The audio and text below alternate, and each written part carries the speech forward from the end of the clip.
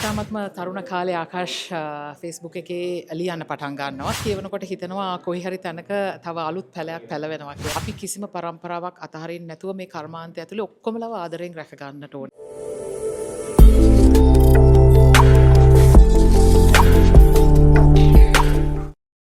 අපේ ශේෂත්‍රයේ අපි හරිම ආදරය කරන හරිම නිහතමානී පුද්ගලයෙක් තමයි මාත් එක්ක දැන් එකතුලා ඉන්නේ. පොතත් අතේ තියාගෙනම තමයි ඉන්නේ. මොකද හිතන්නේ මේ ගැන?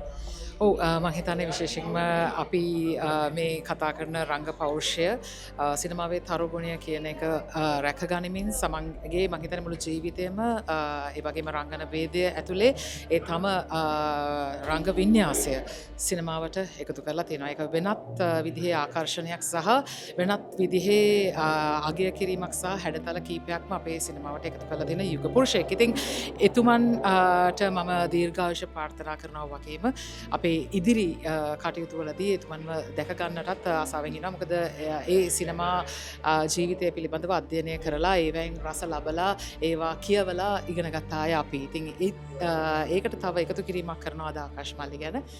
ඒ තමයි ඉතාමත්ම තරුණ කාලේ ආකාශ් ෆේස්බුක් එකේ ලියන්න පටන් ගන්නවා. මොකද එයාගේ ජෙනරේෂන් එක ලියන්න පටන් ගන්නේ මුහුණු පොතේ.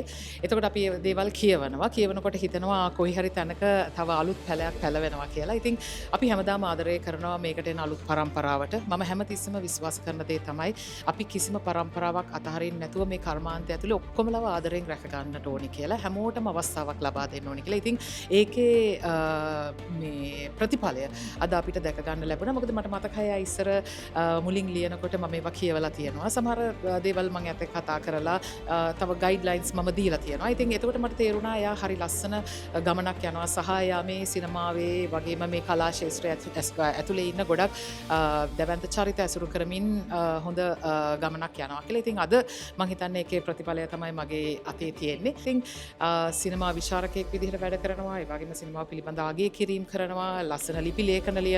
ඒ වගේ අය මේ අලුත් ජෙනරේෂන් එකට අවශ්‍යයි. මොකද කියවලා තමයි ලියන්න ඕනේ. ලියන්න බෑ කියවන්න නැති කෙනෙකුට. ඉතින් ඒ හින්දා ඒ කියවීමේ සමාජය පුළුල් කරන්න පුළුවන් තවත් කෙනෙක් තමයි අපිට ඉන්න ආකාශ් මල්ලි. ඉතින් මම හදවතින්ම සුබ ප්‍රාර්ථනා කරනවා රවි අයියට වගේම ආකාශ්ට. බොහොම ස්තුතියි. Thanks.